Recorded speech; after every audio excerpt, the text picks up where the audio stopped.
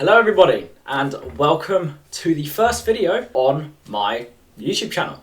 This of course being an extended version of my TikTok where I will be posting longer form content about politics in the UK and worldwide. So yeah, welcome everyone. I do hope that you enjoyed this channel.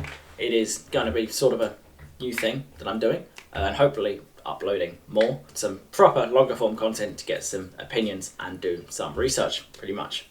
Of course, if you do enjoy this video, make sure to like and subscribe as we are about to hit 250 subscribers on this channel. We're about to hit 1,500 followers on my main account on TikTok at the time of recording, and any follow is greatly appreciated and you can join the amazing club. The video that I want to start off with is basically tell you my opinion on who I think will be the UK political party leaders in the next election, which is most probably going to be in 2029, and basically say who I think is going to be leading, who's going to be ousted, and all of those changes pretty much. So I'm going to start off with probably the most obvious person here as to who is going to be leading a party, and probably the safest leader out of all of them, and that is Reform UK's leader Nigel Farage, who, in my opinion, this is going to be an unbiased opinion, Reform UK wouldn't have the support they have now, or the base of support that they have now, if it wasn't for him. If you look at where they were before he joined and now where they are after he started leading them, they were barely at 10,000 followers. He takes over and immediately they hit, over 30,000 followers by the time of the election, and he was only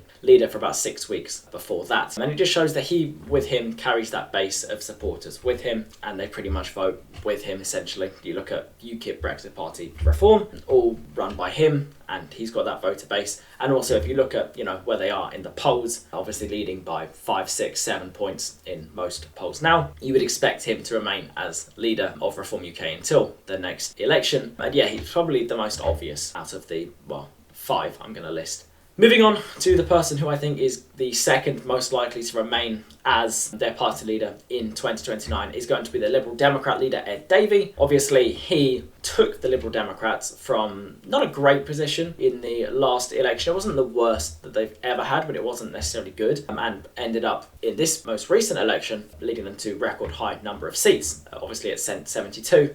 And I think that based on that, there's not a chance in hell, unless there's an accident with one of his stunts that he does, that he's going to lose that leadership position, because people are going to see that as him successful. He seems to be able to draw out voters to vote for him in very, very key areas that the Liberal Democrats were looking at last year. I don't think any of them expected to get to 72 seats, but it just shows that him as a leader definitely drew voters to vote for them. Whether it was a protest vote or not, I don't think so, because if you look at where they are in the polls now, they're still gaining seats. So it's not like people are just protesting against other parties. And it looks like, by the way they're going, by what the polls are showing, he's going to be that leader for the Liberal Democrats, and it's not really going to change. Now, moving on to some leaders who are on edge, and some of them are pretty much down and out, but the first I'm going to start with is the Prime Minister Keir Starmer. Now, the reason that obviously he is not, in my opinion, certain to be the Labour leader in 2029 is just because of how much division they have in the party right now.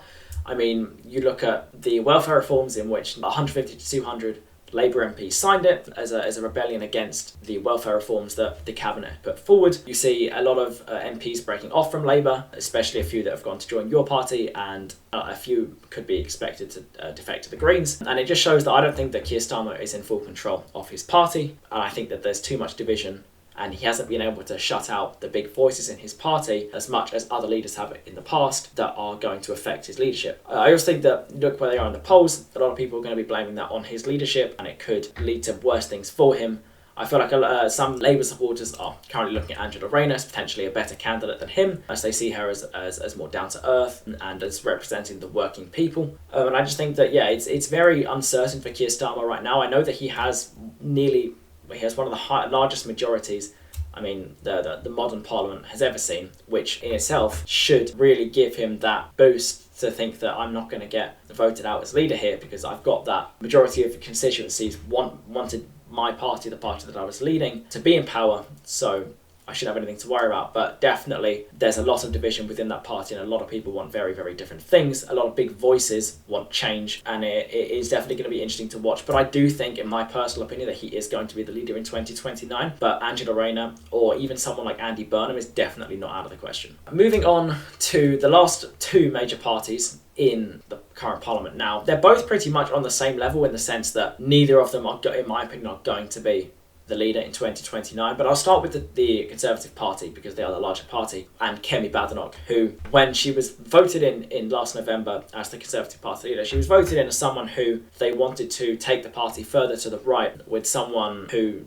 can do that, someone who's going to be very smart with her advertising of the party, someone who's going to change the party completely from how they left it in 2024, and someone that they trusted to counter reform, basically. And she's done pretty much none of that. In Prime Minister's Question Time, she's got better from when she started, but she's still not great by any margin. She's on par with Starmer on how well, in my opinion, I think that they're both doing.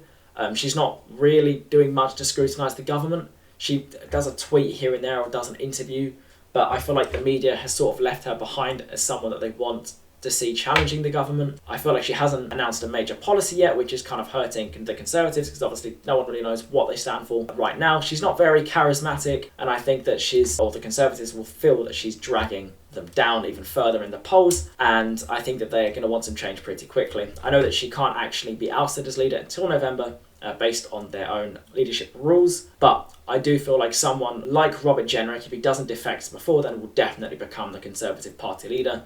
And I think Kemi Badenoch's days are severely numbered. Also, Kemi Badenoch's leadership has pretty much drawn a lot of Conservative voters over to Reform, as they saw her as too central-leaning, which has then forced her to change a lot of her views and now go further to the right.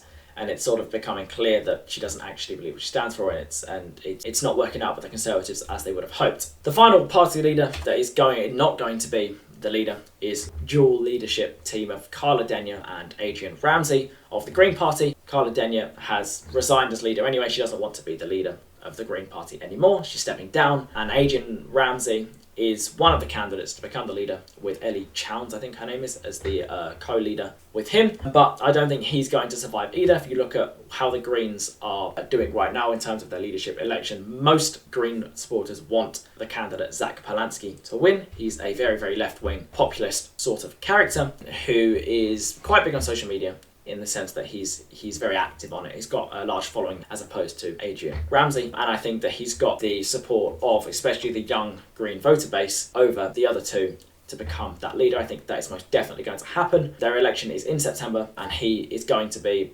the leader of the Green Party. In my opinion, he's very similar to Carla Denyer in the sense that he wants to keep it quite left, not bring it anywhere to the right or anywhere even further to the left. And so that is basically my view on them. I think that it's probably guaranteed that he is going to be the leader. So that is my view on the leaders of the top 5 parties in the UK right now, who I think is going to be there in 2029 and who I think is going to be changed. Let me know what you guys think down in the comment section below. Of course, politics in the UK right now is in a very, very fragile state. You don't know what's going to happen, and changes are happening all the time, but I guess that is the beauty of politics.